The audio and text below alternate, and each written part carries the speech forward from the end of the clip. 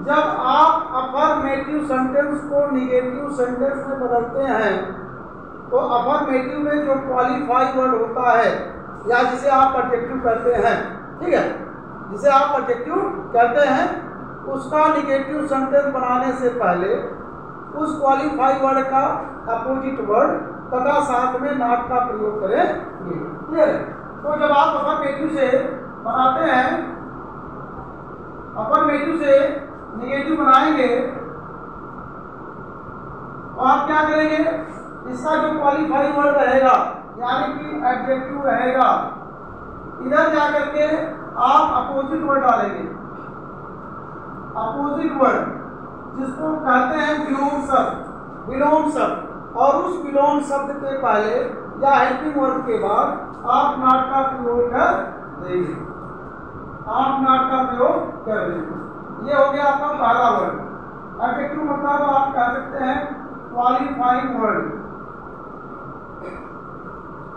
Qualifying word.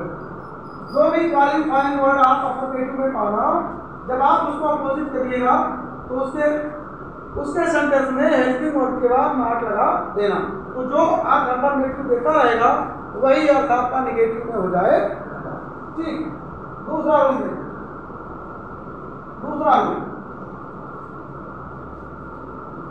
अगर affirmative में आपको कंपैरेटिव सेंटेंस मिलता है, अगर अफर्मेटिव में आपको कंपैरेटिव वर्ड मिलता है तो आप क्या करेंगे, कंपैरेटिव वर्ड को आप निगेटिव में बनाने के लिए सो एज का प्रयोग करेंगे।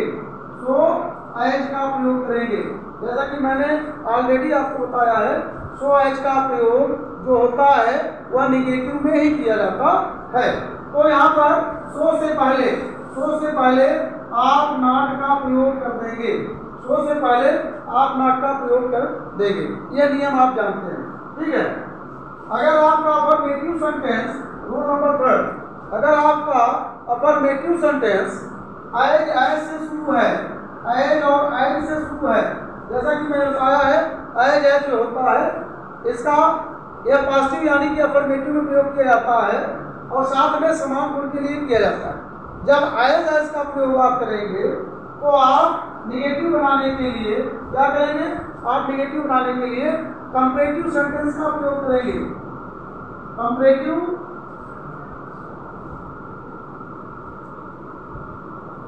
कंपैरेटिव सेंटेंस का प्रयोग करेंगे।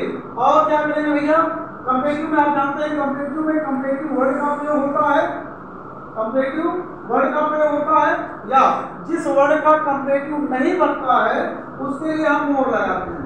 ठीक है। तो कंपैरेटिव वर्ड या मोर के पहले निगेटिव सेंटेंस बनाने के लिए हम नॉट का प्रयोग कर देंगे। इतना समझ आया? फिर से देख लीजिए। अफर्मेटिव का निगेटिव बनाने के लिए जो साधारण वाक्य होंगे उसमें जो क्वालिफाइंग वर्ड या एडजेक्टिव होगा, हम निगेटिव बनाने के लिए अपोजिट वर्ड का प्रयोग करेंगे तथा साथ में नॉट का प्रयोग करेंगे। दूसरा, अगर आपका अफर्मेटिव में कंपैरेटिव वर्ड है, कंपैरेटिव वर्ड दिया गया है, तो आप निगेटिव बनाने के लिए सो एज का प्रयोग करेंगे। जैसा कि आप जानते हैं सो एज में निगेटिव का ही प्रयोग होता है और असमान गुण के लिए किया जाता है, तो सो के पहले आप नॉट का प्रयोग कर देंगे। तीसरा, अगर आपको अफर्मेटिव में एज का प्रयोग मिलता है तो आप क्या करिएगा, निगेटिव बनाने के लिए कंपैरेटिव सेंटेंस का प्रयोग करेंगे। आप क्या करेंगे, कंपैरेटिव वर्ड या मोर के पहले नॉट का प्रयोग कर देंगे। इतना समझ में आया? आपके पास दो शब्द हैं, alone, only. It happens only in India. Alone and only दो ऐसे शब्द हैं जो बताते हैं कि केवल किसी एक व्यक्ति ने काम किया है। हाँ, जो ये बताता है कि एक ही व्यक्ति के द्वारा काम किया गया है। कौन? अलोन और ओनली। अगर आपको अफर्मेटिव में कहीं पर अलोन या ओनली नामक शब्द मिले तो वहां पर आप इसके स्थान पर निगेटिव बनाते वक्त आप यूज करेंगे नन बट। ठीक है, आप यूज करेंगे नन बट। जैसे फॉर एग्जाम्पल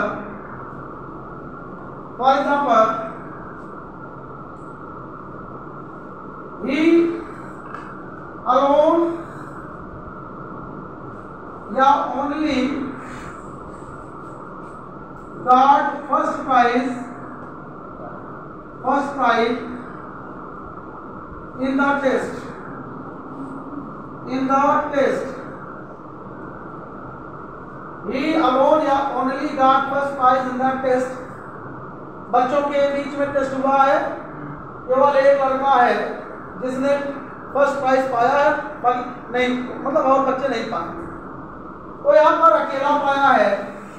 ऐसे वाक्यों का जब हम निगेटिव बनाते हैं तो हम क्या करते हैं, नॉन बट का प्रयोग करते हैं। जैसे non but he got first prize in the test। इसका कार्य मतलब है कोई और नहीं केवल ही फर्स्ट प्राइज टेस्ट में पाया है, ठीक ना। अगर हम इसको थोड़ा अपने हिसाब से लगाएं तब भी निगेटिव बन सकता है। जैसे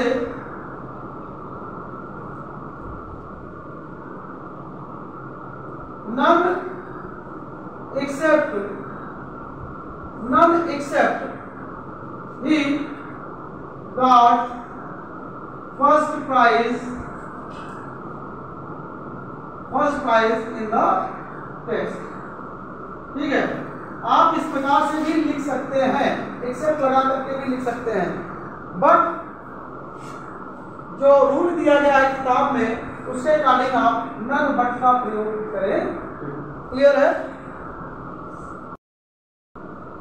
अगर आपको सेंटेंस में अफर्मेटिव की तरह टू और टू नामक वाक्य मिलते हैं, टू को बोलते हैं एडवर्ब और साथ में इधर टू जो है इंफिनिटिव का काम करता है। ठीक है, टू इंफिनिटिव काम करता है। अगर अफर्मेटिव में इनसे वाक्य स्टार्ट हुआ है तो आप निगेटिव बनाने के लिए इस टू के स्थान पर आप लगाएंगे दैट, इस टू के स्थान पर लगाएंगे दैट, नहीं सॉरी, टू के स्थान पर लगाएंगे सो या बेरी। ठीक है, इस टू के स्थान पर लगाएंगे सो या बेरी, और इस टू के स्थान पर आप लगाएंगे अकॉर्डिंग टू द टेंस। अगर प्रेजेंट टेंस है तो आप लगाएंगे दैट कैन नॉट। अगर आपका टेंस प्रेजेंट है और इसी टू के साथ लगा देंगे दैट कुड नॉट। अगर आपका टेंस पास्ट है, ठीक है, पास्ट में कुड नॉट और प्रेजेंट में कैन नॉट का प्रयोग करेंगे। जैसे फॉर एग्जाम्पल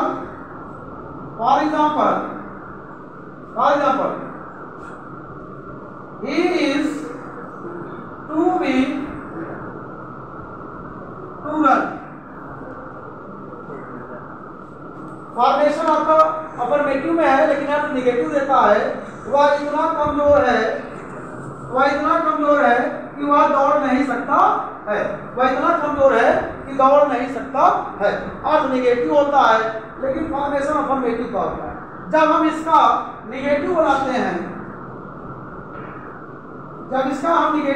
हैं तो हम इसके तहत इसको रखते हैं। जैसे he is so weak। अब यहाँ पर देखिए इज लगा है, इसका मतलब प्रेजेंट की बात हो रही है, इसलिए क्या आएंगे can not. he is so weak that he cannot run। अब यही अगर यही पास्ट में होता, वाज लगा होता तो आप कहते he was so weak that he could not run। ठीक है, तो टेंस के अनुसार आप कैन नॉट और कुड नॉट का प्रयोग करेंगे। क्लियर है? अगर आपको अफर्मेटिव सेंटेंस में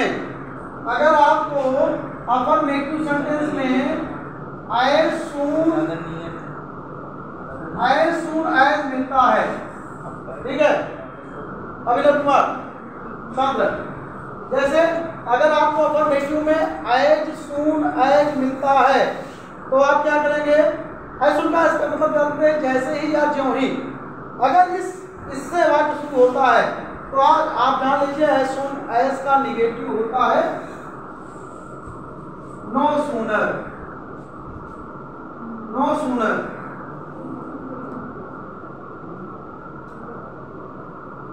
नो सूनर, ठीक है, इसका निगेटिव होता है नो सूनर। और इसका जो सहयोगी होता है, जो इसका साथ निभाता है, समझ लेना डायन होता है। क्या होता है? डायन। आपको एग्जाम में कभी मतलब मिस्टेक करता है नो सूनर में देन लगा देता है, देन THEN, ए और ई का फर्क करता है, लेकिन आपको ध्यान देना है नो सूनर के साथ देन होता है ना कि देन होता है।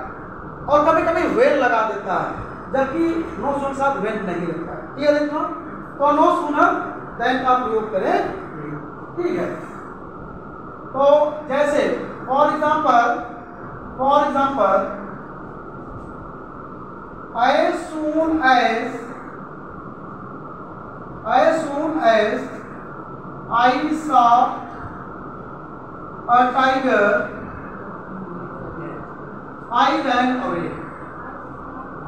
I saw a tiger, I ran away. ठीक है, I ran away। इसका मतलब है कि as soon as I saw a tiger, I ran away। ठीक है भाई, सिंपल सी बात है। जैसे आप टाइगर देखेंगे वैसे भाग जाएंगे। अब उत्सव सब हो जाएगा नहीं तो उत्सव की तरह बैठ करके जो इसका दांत वात गिरेगा ना, ये केवल काम उत्सव कर सकता है। हाँ, और इनके जैसे एक अच्छे मित्र हैं कलामुद्दीन, ये भी कर सकते हैं, कोई दिक्कत नहीं है। ये भी कहेंगे भैया कनौ पकड़े तुम भी बतवा ना, तो ये लोग बाइक कर सकते हैं। लेकिन हमारे आप जैसे जो लोग हैं क्या करेंगे भैया, जैसे टाइगर देखेंगे वैसे क्या हो जाएगा, भाग जाएंगे। बात क्लियर है? तो इसके लिए हम क्या लगाएंगे, इसके लिए हम जो है नो सूनर का प्रयोग करेंगे। No sooner. अच्छा, एक चीज और ध्यान रखना, नो सूनर के साथ हमेशा डिड का प्रयोग होता है, कभी कभी हेड का भी प्रयोग होता है, ठीक है, लेकिन मोस्टली डिड का प्रयोग होता है और कभी कभी हेड का। क्लियर? तो यहाँ पर देखिए टेंस ऐसा है, तो no sooner did, no sooner did. अब यहाँ पर आई आ जाएगा, अब चूंकि डिड लगा है तो सा का फर्स्ट फॉर्म हो जाएगा C. No sooner did I see a tiger, I ran away, वही अर्थ दे रहा है जो है सुन एस लगाने से अर्थ मिलता है, वही अर्थ हमारा नो सूनर का होता है। तो नो सूनर के साथ हम डिड का प्रयोग करेंगे और साथ में जब डिड आ जाएगा तो हमारा वर्ड का फर्स्ट फॉर्म हो जाएगा, ठीक है, क्लियर है। और नो सूनर के साथ हम लगाते हैं देन, ठीक है, हम क्या लगाते हैं, देन। हमने यहाँ पर कॉमा लगा दिया था, तो no sooner did I see a tiger than I ran away. तो ये कॉम्बिनेशन आप याद रखना, नो सूनर देन का कॉम्बिनेशन हमेशा याद रखिए।